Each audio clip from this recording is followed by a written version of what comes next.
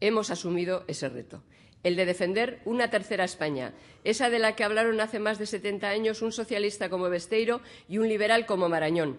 Españoles cabales, políticos íntegros, ejemplos ambos de que es preciso trabar acuerdos que superen la sigla para que el país progrese. Queremos hacer política con mayúsculas, superando las siglas, como les decía, desideologizando la defensa de lo obvio. Parece lógico, pero es una verdadera novedad en España. Para nosotros, España es algo más que la suma de 17 comunidades y 2 ciudades autónomas. España es una nación de ciudadanos libres e iguales, cuyos derechos están garantizados y delimitados en los artículos fundamentales de la Constitución del 78. Defendemos la unidad de la nación española, no como un valor sentimental, sino como el instrumento imprescindible para garantizar la igualdad y la libertad de todos los españoles, cualquiera que sea su lugar de origen o residencia. Estamos libres de prejuicios, tan libres de prejuicios como de complejos. Y desde esa perspectiva vamos a proponer, sin ningún tipo de hipoteca, los cambios legislativos y constitucionales necesarios para promover políticas que incrementen la igualdad y la libertad de todos los ciudadanos. Defenderemos nuestras propuestas sin pensar en obtener rentabilidad electoral a corto plazo. No tenemos prisa. Somos un partido de largo alcance. A no esperar rentabilidad electoral a corto plazo, a tener un sentido no sectario, un sentido institucional de la política, a eso le llamamos tener ambición de país.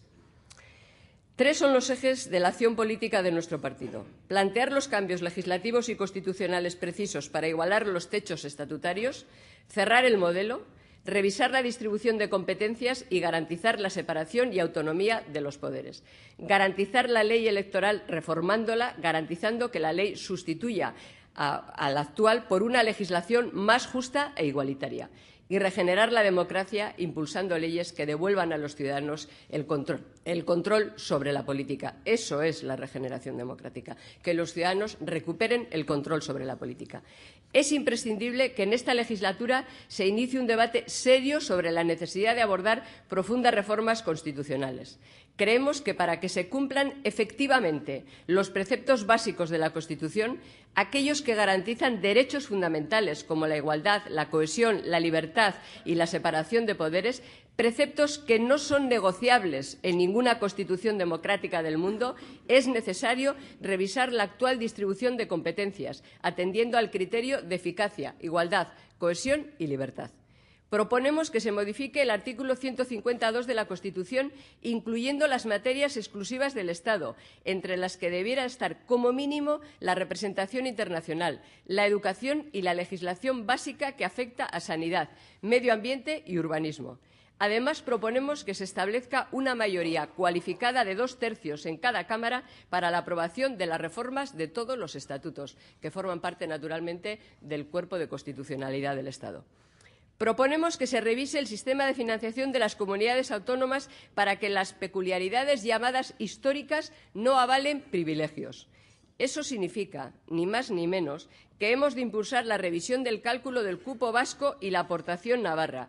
No se trata, de momento, de abolir los fueros o abolir y borrar, pongámoslo entre comillas, los derechos históricos. A mí, particularmente, me parece que son expresiones, estas, de derechos históricos, que se compadecen mal con una Constitución moderna como la nuestra, en la que se garantizan, como no podía ser de otra manera, los derechos de la ciudadanía, entre otras cosas, porque los territorios no tienen derechos ni históricos ni de ningún otro tenor.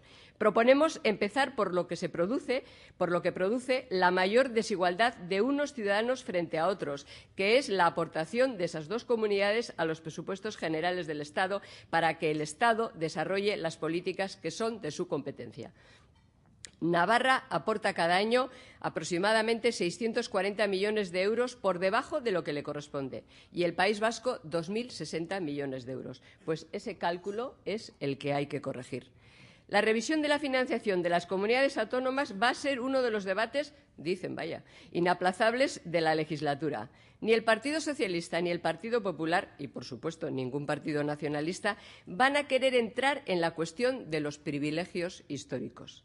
Y aquí vamos a poder ver hasta qué punto los dos grandes partidos de ámbito nacional se comportan como tal o, por el contrario, como ya se viene apuntando, se empiezan a trabar acuerdos entre comunidades ricas frente a comunidades pobres, al margen de cuál de los dos gobierne en cada una de ellas.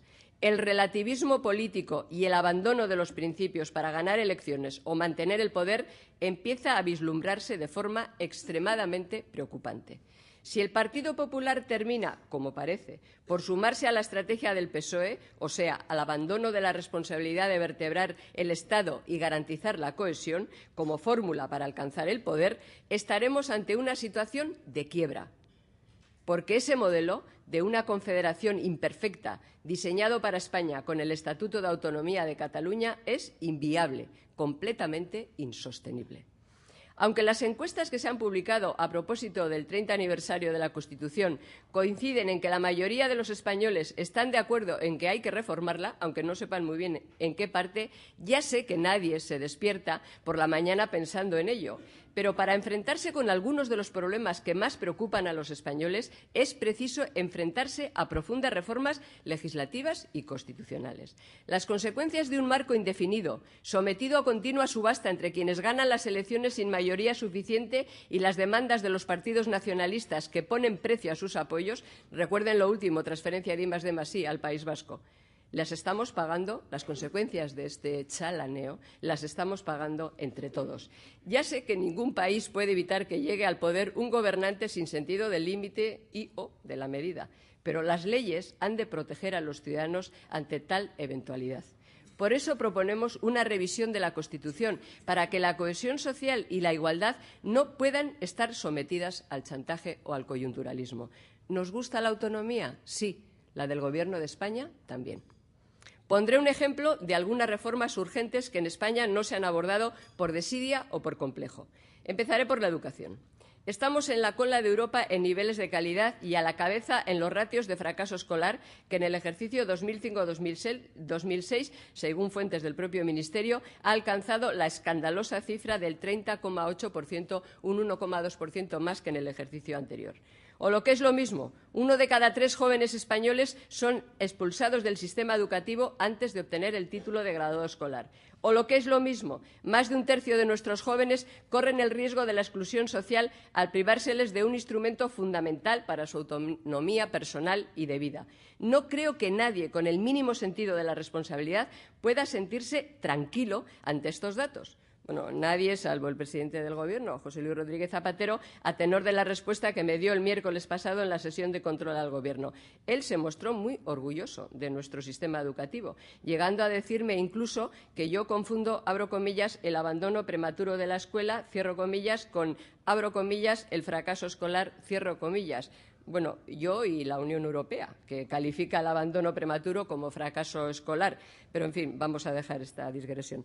No se trata solo de destinar más recursos para las reformas, para las lenguas extranjeras, para el aprendizaje de las nuevas tecnologías, para la formación del profesorado, para la investigación.